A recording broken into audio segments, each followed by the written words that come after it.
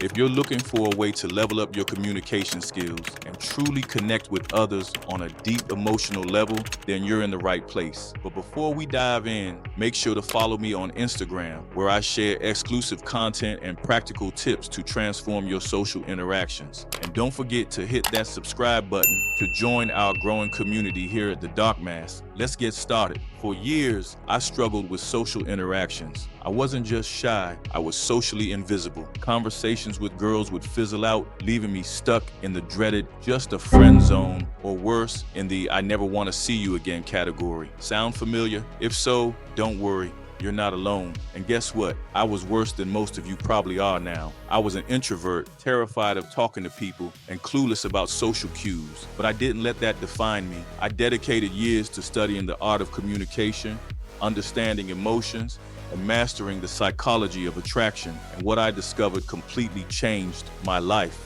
Today, I'll share with you a powerful technique that will not only transform the way you communicate, but also make you unforgettable in the eyes of the people you talk to. Here's the truth. If you want to connect with someone deeply, whether it's a potential partner, friend, or even a colleague, you need to speak to their emotions, not their mind.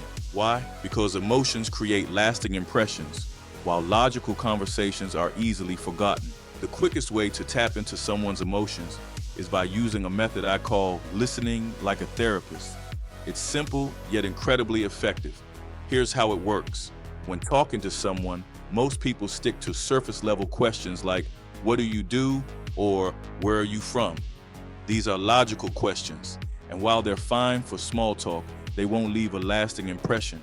To create a real connection, you need to ask emotional questions, the kind that make people reflect, share stories, and express feelings. For example, instead of asking, what do you do? Ask, what made you choose that career? Do you love it? Instead of saying, where are you from? Try, what's your favorite memory from growing up there? These questions encourage the other person to open up and share their emotions with you. Once you ask an emotional question, your job is to listen carefully, but not passively. You need to engage with what they're saying, asking follow-up questions that dive deeper into their feelings. Imagine the person says they love their job because it allows them to help others. Don't stop there. Ask why helping others is meaningful to them or what inspired them to pursue that path. This technique helps build a sense of intimacy and shows that you genuinely care about what they're sharing. The next step is to transition from emotional questions to emotional conversations. This means taking the feelings they've shared and turning them into a dialogue. Let me give you an example. Suppose the person mentions they love visiting art galleries because it inspires them. You can respond by asking, what's the most memorable piece of art you've ever seen? Or, do you have a favorite artist? What about their work speaks to you?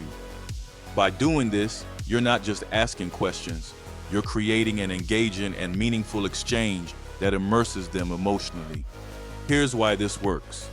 Logical conversations are forgettable, but emotional connections linger. When you tap into someone's feelings, you leave a lasting impression that makes you stand out. And this principle doesn't just apply to romantic situations. It works in any social context where you want to build rapport and trust. I'll share another key insight that I learned the hard way. Avoid what I call interview mode. This happens when you ask question after question without offering anything in return. The conversation starts to feel one-sided and mechanical. Instead, aim for a natural flow where each question builds on the previous one. If they mention a hobby, explore why it excites them. If they share a childhood memory, ask how it shaped who they are today. The goal is to create a seamless exchange of thoughts and emotions. Now, let's talk about the ideal balance of speaking and listening. In any meaningful conversation, especially when you're just getting to know someone, they should be talking about 70% of the time, while you contribute the other 30%. This doesn't mean you should stay silent. It's about guiding the conversation in a way that encourages them to open up. When they feel heard and understood, they'll naturally associate positive feelings with you.